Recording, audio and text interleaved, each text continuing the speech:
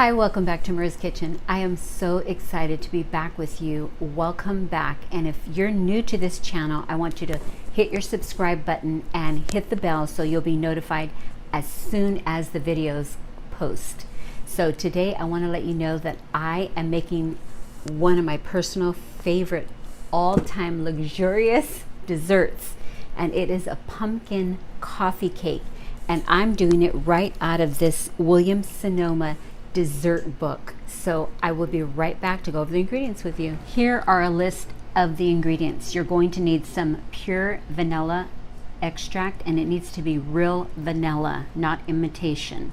Sour cream, 2 eggs, pumpkin puree, nutmeg, cinnamon, ground ginger, baking powder, baking soda, kosher salt, real unsalted butter, confectioner's sugar, brown sugar, and flour. And of course you're going to need a 9-inch spring form pan. And I think that's it. Let's get started. In a medium-sized bowl, you're going to put a 1/3 cup of flour, a 1/2 cup of light brown sugar, a teaspoon of cinnamon, and I'm going to put a pinch of salt. I'm going to mix this up really well, and then you're going to cube 6 tablespoons of cold butter. I kind of cut it into small pieces there, if you can see. So we're going to just mix this really well. Then I'm going to throw the butter in, and then I don't have a cutter, so I'm going to use 2 forks to kind of cut the butter into this mixture, and then it should resemble like some coarse small pieces. So I'll be right back. So this is what it should look like, really smooth. I kind of used my hands to mix up that brown sugar, so you want to smooth. And now we're going to add this butter, and it needs to be cold, and it was 6 tablespoons. I try to cut it in small little pieces. So I'm going to get 2 forks, and I'm going to kind of try to break it up and get it together in the brown sugar. I wish I had a pastry cutter, but I couldn't find it, so this is the next best thing, and I'll be back when it's all cut up. So just keep working with it, pressing it. It's going to take a little while. I wish I had my pastry cutter. But hey, this is the next best thing, is using the forks, and it'll take a while. Now we're going to set this aside. Here it is. It's kind of like coarse crumbles. And so I'm going to put this in the fridge while we make the mix, and I'll be back. At this point, you want to put your oven on to 350 and grease your 9-inch springform pan with butter. And so that's already ready to go. The very first thing you're going to need is set aside 1.5 cups of all-purpose flour, which I have here. The next ingredients are going to be in this small cup. 2 teaspoons of baking powder, 1/2 teaspoon of baking soda, 2 teaspoons of ground cinnamon, 1 teaspoon of ground ginger, and 1/4 teaspoon of fresh grated nutmeg, and 1/2 teaspoon of kosher salt. I'm going to put all of that in there, but I got to come back and I'm going to show you what I'm going to do. I got some fresh organic nutmeg, and it's from Sonoma. I'm going to do it with my mini grater. Fresh. Ooh, I don't know if you can see that in there. It smells so good. It's about 1/4 teaspoon, so I'll just grate till I figure, ooh, maybe right about there. Oh, I wish you could smell this. I'm going to whisk these ingredients just really quickly, and then we're going to put it over this bowl, and we're going to sift it all together. And so you'll just put it in like that, all of it, and then we're going to tap it on the side, and we're going to make sure it sifts all the way through.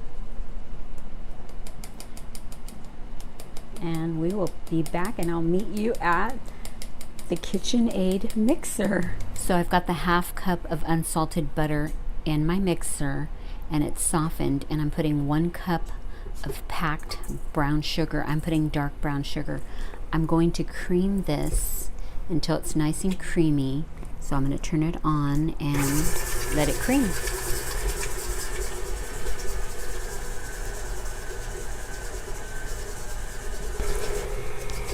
So it's creamed together, and now I'm going to add my 2 eggs.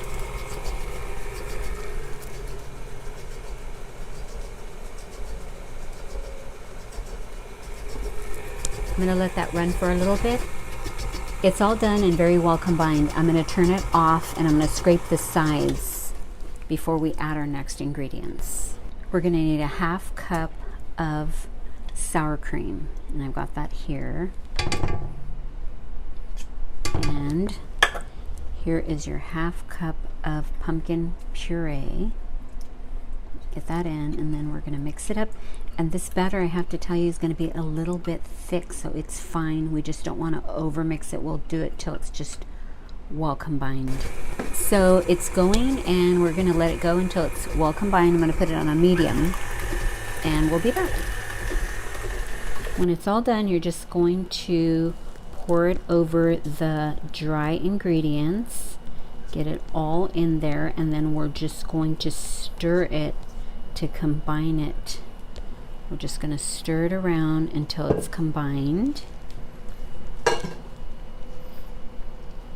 At this point, if you wanted to, you can add some walnuts or pecans, but I'm not going to do it, and I know that the recipe calls for it, but I'm not going to do it because my family doesn't really care. Not all of them care for walnuts or pecans, so I'm going to have to make another one for myself. So it will be kind of thick. The batter will be thick, but it'll be fine. I'm going to show you. We're going to put it into the springform pan. We're at the last step, and you made it this far, so you're almost done. So keep tuning in, keep looking, keep listening, and follow along with me, because you're going to be so happy when this comes out of the oven. Okay, the last step before we put it into the oven is I'm going to put 1/2 of this batter into just approximately do about 1/2 of the batter into the bottom of the springform pan. I'd say about there. And I'm going to spread it evenly on the bottom, because we're going to get that streusel. I may need to add a little more, but you want to just smooth it out all the way to the end. And you've already greased your pan with some butter, and I'm going to smooth it out all the way. I may add a little bit more because I want to make sure it has a good bottom. And I'm going to fill in some of the, so there's about 1/2 right there. So just smooth it out best you can. And the next thing we're going to do is add some of those crumbles. I'm going to get some, and I'm just going to sprinkle them all on the bottom there. Just get a good handful, maybe 1/2 of this bowl. And my husband loved this recipe. He loves coffee cake, and he didn't think that the pumpkin overpowered the whole coffee cake. So there we go. We're going to pour the rest of the batter on top, and we're going to try to smooth it over the other layer of the streusel. So we're going to smooth it over, and then we're going to put another layer of the streusel. So I'll be right back. Okay, I've got that top layer on.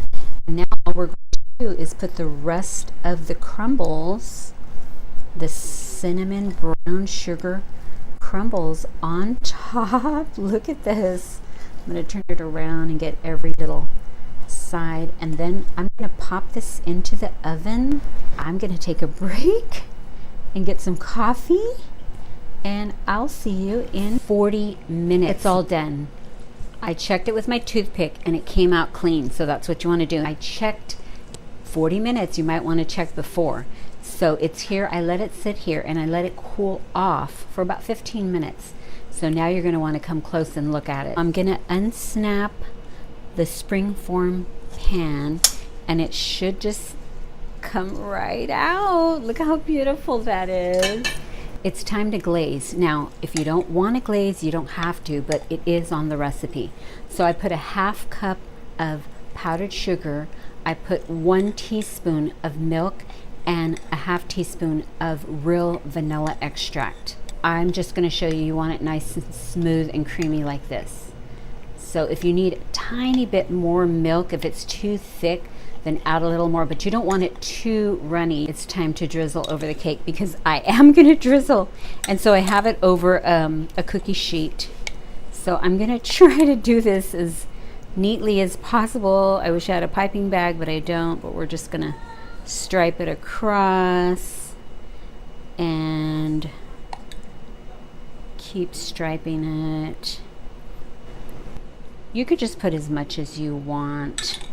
And there it is. And if you wanted to, at this point, you could actually add the toasted pecans, or you can add the walnuts. But there it is. Isn't that beautiful? This is going to be a hit at your Thanksgiving or your potlucks that you're going to have at work, or just for girl time. Invite your girlfriends over and have a party. And isn't this going to be gorgeous? Okay, we're going to cut a piece. I want to thank you so much for spending time with me today. Here we are. This is a showstopper, and you cannot imagine how good it tastes. You're going to have to make this. Get ready for your festivities, your Thanksgiving and your get-togethers. This will be a great dish to take there with your eggnog and your piece of wonderful streusel pumpkin coffee cake. I'm going to take a bite real quick. I shouldn't, but I am. Super moist. Super moist. That's all I can say. Flavorful. Let me get a drink. It's never too early for eggnog. I want to end the show with a prayer. I know that there are a lot of people that are sick out there. And I want to let you know that I was sick for about a week. So I couldn't film any shows and I was off. So I'm going to say a quick little prayer for you, and then I will see you on the next Maria's Kitchen. Father, I come to you today and I ask in the name of Jesus, the name which is above every name. You said to ask anything in your name and you would do it. I am praying for the healing of everybody that is watching this show. God, you said that your son died on the cross and was whipped for our health and for our healing. So I pray that for my friends on the other side of the camera. Lord, I pray that health and healing would flow over to them. It is your will for us to be of good health, even as our soul prospers. I pray no disease will be able to cleave to their body. I command it to come off in Jesus' name, and health and wholeness and shalom and peace be with you. And I thank you so much, and I will see you on the next Maria's Kitchen. Bye.